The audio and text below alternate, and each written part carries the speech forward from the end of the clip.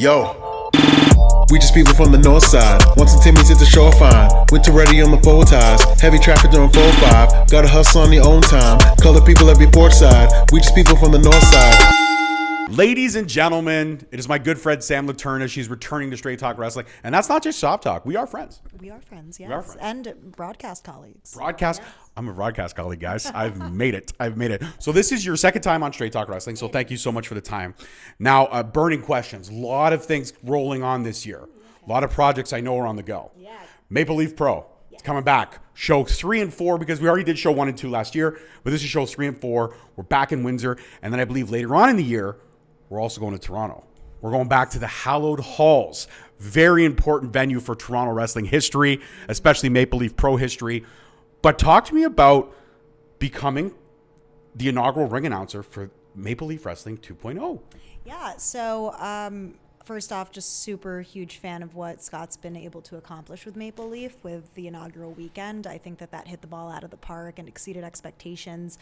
Myself, I feel like on the indies, I'm known as an interviewer for the most part. All of my TV gigs that I've done, MLW, NWA, TNA, it's interview based, right? But then on the indies over the past 2 years, I've really wanted to expand into ring announcing, commentary, etc. And Scott and I at TNA, we didn't really work together very closely the couple of months that we were both there at the same time. So when I actually got the gig to ring announce at MLP, I was shocked because we just didn't have that professional rapport, and he was really like taking that he was giving me that opportunity and really letting me run with it. It was a sink or swim thing. I've done ring announcing on the indies, but I've never done TV style announcing, and thankfully the reception was fantastic. I've gotten quite a few ring announcing gigs since then, and I want to keep it up full steam ahead. I've really developed a love and a passion for ring announcing over the past 2 years, and I hated it.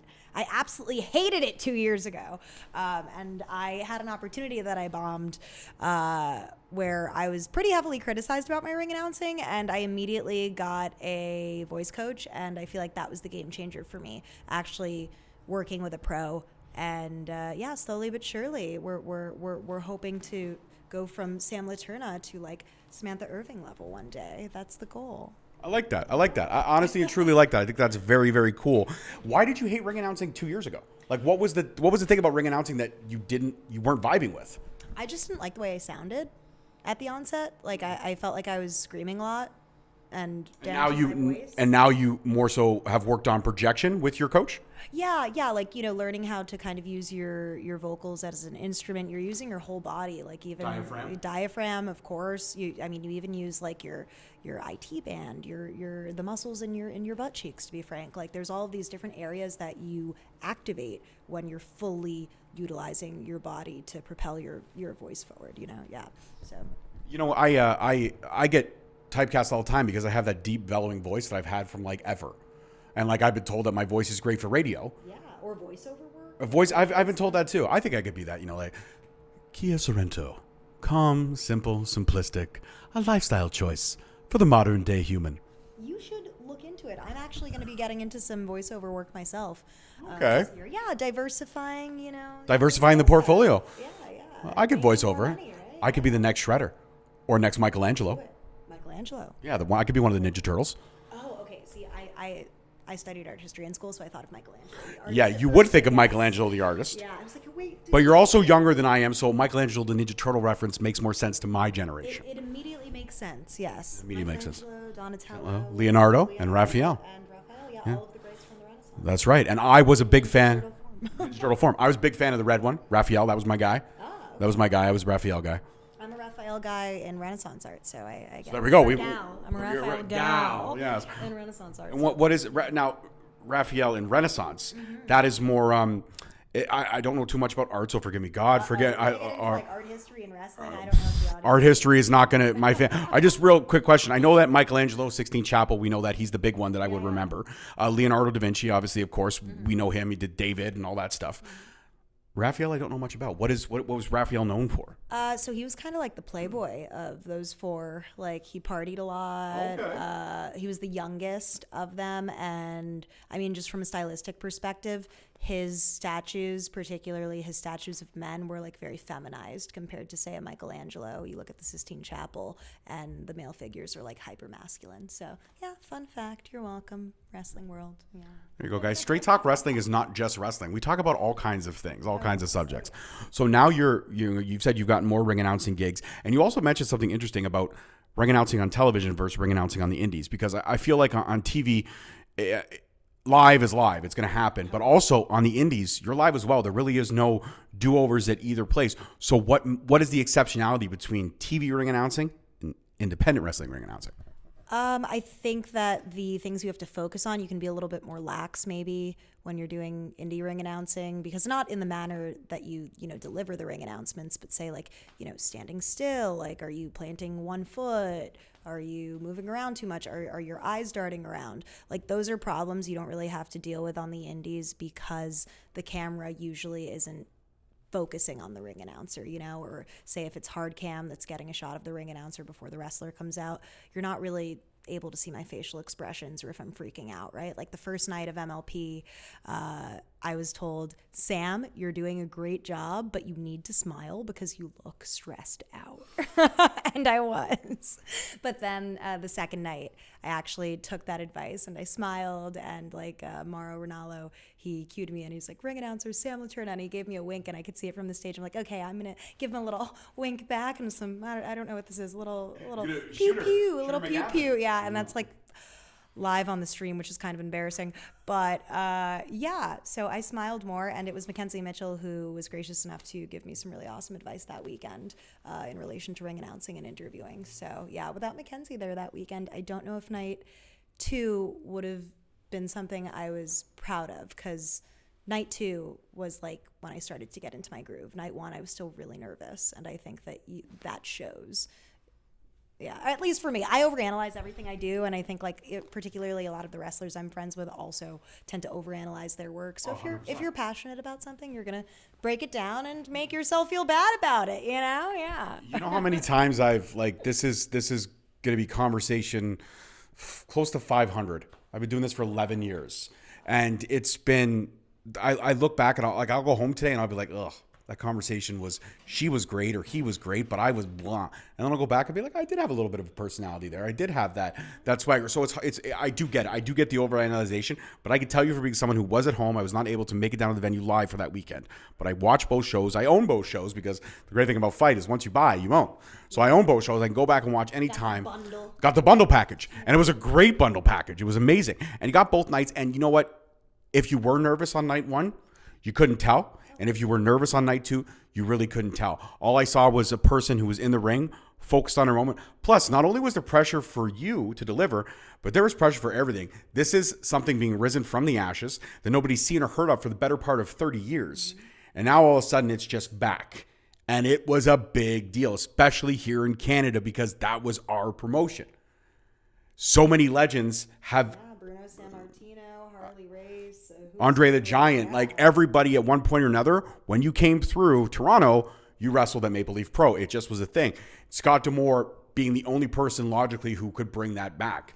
What's it like? I mean, now that you've had that experience and you've worked close with him and you've seen the mind that is Scott D'Amore, I mean, it's not shocking what he did with TNA. It's not shocking what he's done with Maple Leaf Pro.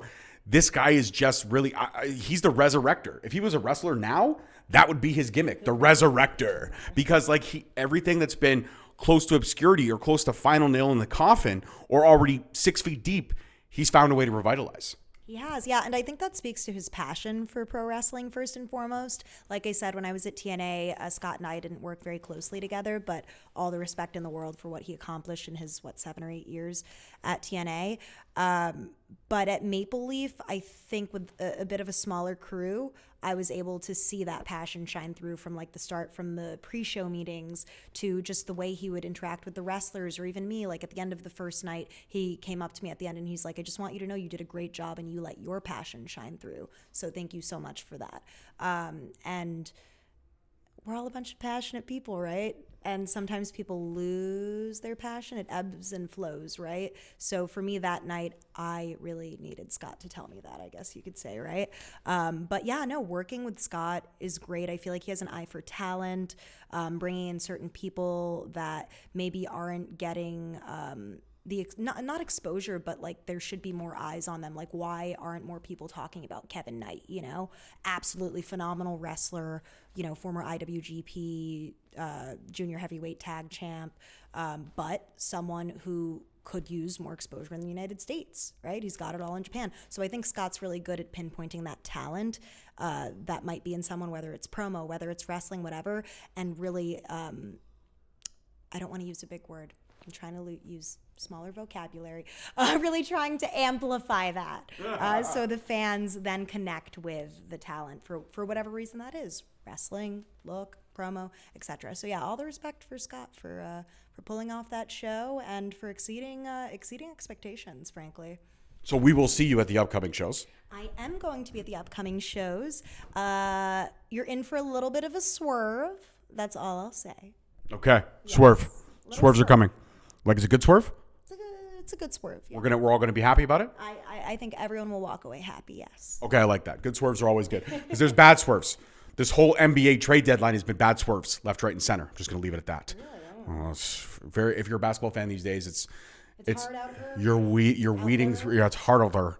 I like that. Yeah. Okay, you know, you mentioned something about passions and ebbs and flows and losing your passion. I will be completely frank with you when I say this, and I feel like I could be honest with you because we do have that friendship rapport. I have lost my passion a few times, and yet every single time I lose my passion for this, and I think 11 years, what have I accomplished? You know, moderately successful YouTube channel, got a little bit of a following out there on the socials for the hard work that I've put in, been able to commentate and to, you know, build relationships with people such as yourself, and having my voice and my name be out there a little bit more, and what should be fun. But a lot of times I find myself chasing the other guy that I know had it easier. And I feel like I'm always chasing. And it's not like Matthew McConaughey where I'm chasing myself 5 years from now. It's literally chasing someone who I don't necessarily see as a rival, but someone who I know has had it easier in terms of potentially buying followers or potentially just having an easier go about things. Yeah, easier to get bookings or whatever. Exactly. Yeah. And it's hard to, sometimes it's hard. Not very much, honestly, very much so, because it's not the green-eyed monster of jealousy. It's just the fact that out of every door that gets slammed in your face, there is one that does open, and then it becomes special. And then you develop these relationships where you can have these conversations, and even part twos such as this, or part threes or fours. But how do you navigate the 1,001 rejections to the one yes? I do yoga, lots of yoga. Now, seriously though, because that's kind of my outlet. But similarly to you, I have lost my passion before. I've never lost it completely. I don't think I ever will. I think that end of last year was a bit of a low point for me because I just wasn't sure how I was perceived within the business. You know, I think there was an insecurity in that. Like, is she just an interviewer?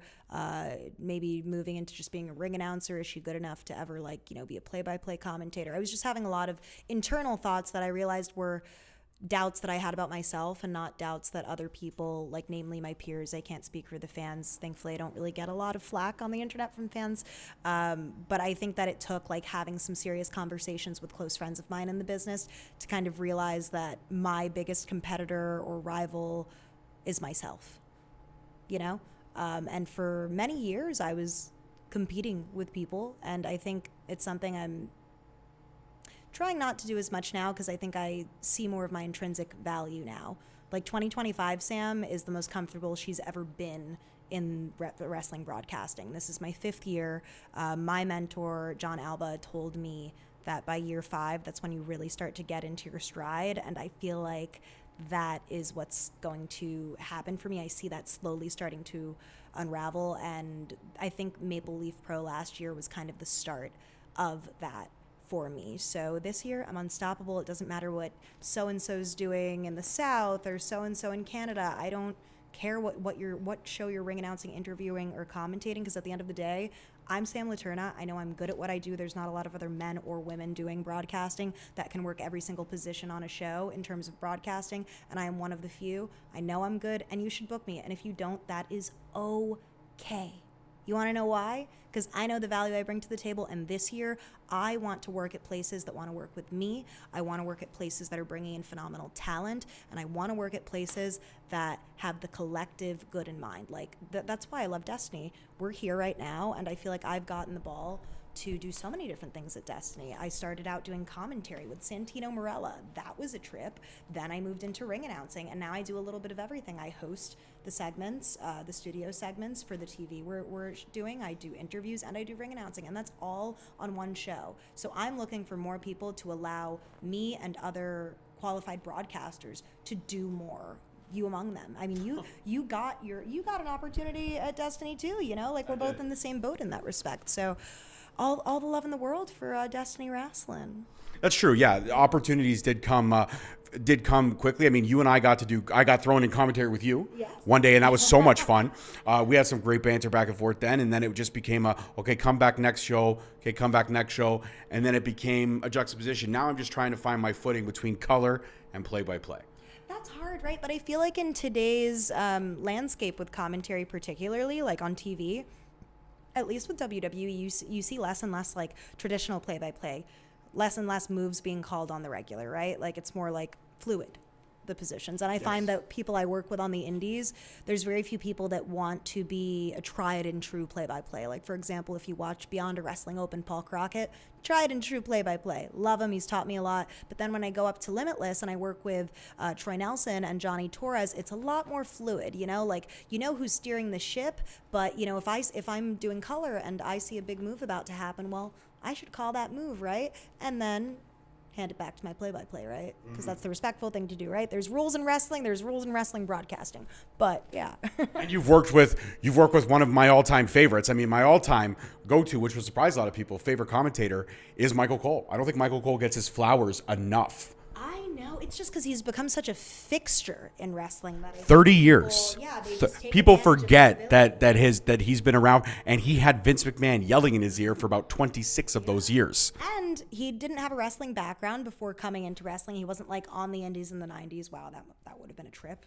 Indie wrestling in the 90s. But anyway, and the amount of people he's trained as well. Like the provenance, you have Michael Cole, who trained Tom Hannafan, who, you know, Tom has undoubtedly trained Matt Raywall, you know, who has a natural voice and a natural knack for speaking. But nonetheless, like you see Michael Cole's footprints all over wrestling commentary, even at other companies.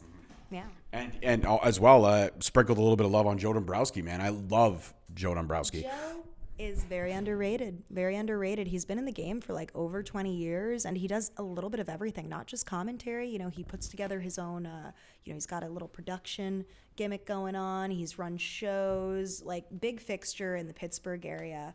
I went to MLW like a month or two ago with Masha, just to say hi and like see some friends. That's what we chose to do on a Thursday when we were off. We saw Matt Justice, and he was like, "Why are you guys here? You're not working the show." We're like, "We were bored. Okay, now we're leaving, Matt." I could totally see that. Justice, what the hell is going on? Like, it's so good to see you guys, but I didn't know you were like, all the 20 minutes away. All of a sudden, out of nowhere, Bianca Belair comes out, and she's like, "You don't even go here." But to that point, I saw Joe there, and it's like when you see Joe, it's like seeing an old friend for me. Like, we haven't known each other a ton of years, but we just have such a good rapport from working at MLW together. So yeah. Nice. Well, if Matt Justice ever sees this, I've been chasing that guy down for 2 years. So, Matt, Sam Laterna's personally endorsed me, okay? You have to come on Straight Talk. It's impossible to get an interview with him. Yeah, I got an interview with him 3 years ago, and I don't know that I've actually seen him like repost an interview since then. So then you know what we have to do? We have to go to the Destiny management. We have to collab, and we have to get Matt Justice for Straight Talk. That's what has to happen. You get him booked, and then I'll get the interview to happen. Yeah. Okay. Perfect. I got the access. Guys, this is my new manager, Sam Laterna. Okay. Not only does she ring announce and commentate herself, and also host segments, but also she's managing Straight Talk Wrestling. So any booking potential, please hit up Sam Laterna at her email address. Before I let you go, one more final question. 2025 Sam Laterna is the most comfortable she's ever been. She's hitting her stride. She's loving everything about pro wrestling right now. Isn't it a wild time to be knee deep in pro wrestling? MLP is back. TNA and WWE are officially working together. It's not just a here and there thing. AEW has finally realized maybe we grew too big too fast. Let's scale it down. Let's start small and let's build. MLW is always a solid product, has always been, just needs more eyes on it. Yeah, but they've settled into their niche quite nicely. They actually have. They are, for a long time for me, they were top 5 in the world of my own personal favorite promotions. That's what it was. But you look at the landscape of pro wrestling and how incredible it is, and that there literally is now, even with all the drama that comes with pro wrestling, because there is quite a bit, there's a little bit of the pie for everyone. And isn't that the coolest part of where we are right now in pro wrestling? It definitely is. I think this is the most equitable time to work in the professional wrestling industry. Like, obviously for the wrestlers, but also that trickle down effect of wrestlers getting paid more and having more opportunities, I think has benefited referees, broadcasters, heck, even, camera crew and production people. So I'm very excited about it. I think that there's a lot of people on the indies who need to be snatched up. So I hope that happens for them. And hell, I'm going to put it into existence. I want to be snatched up too. Yeah. Not like taking Liam Neeson deals. No. I mean, Like she wants to be hired. Yeah. Like I think a lot of people thought I was under contract at MLW, and I wasn't. Same goes for TNA, and I was only doing a season at NWA because the lovely May Valentine was doing some charity work. A lot of people ask me about that, and I'm like, yeah, no, nothing bad. Like, May was just doing her thing. She had some charity work to do. Yeah, like, geez, she was collecting toys for children. Like, this is a very serious thing. But nevertheless, I've never actually signed a professional wrestling contract. I've just had the great luck of working for all of these companies. So for me, it would be really awesome this year to actually sign a full-time contract. And who knows, maybe move out of New York where it's cold half of the year. That's kind of where I'm at. But I'm also very grateful for where I am, what I'm working towards, and the projects that I have coming up. So yeah, no complaints. Absolutely. There's never a complaint about you. Whenever I see you on a show, whenever I work with you on a show, whenever we have those 5 or 10 minutes to conversate that isn't recorded, we literally laugh and have a great time. And that's what it's all about. It's building relationships like this. And I know that this year is your oyster. You're going to get that contract. And we just hope that you'll remember the little people like Straight Talk Wrestling. I think it's really messed up when people forget their indie roots, and I would never do that if the opportunity came for me to leave the indies. But nevertheless, thank you so much for having me on. And hey, we've got a full night ahead of us. Commentary, ring announcing, we're going to kill it. Yeah, we got to get to work, so enough of this. See you guys later. Peace, love, and wrestling. We'll see you next time. Peace. Yo, we just people from the north side. Once the Timmy's hit the shore fine. Winter ready on the full ties. Heavy traffic during 4-5. Gotta hustle on your own time. Color people every port side. We just people from the north side.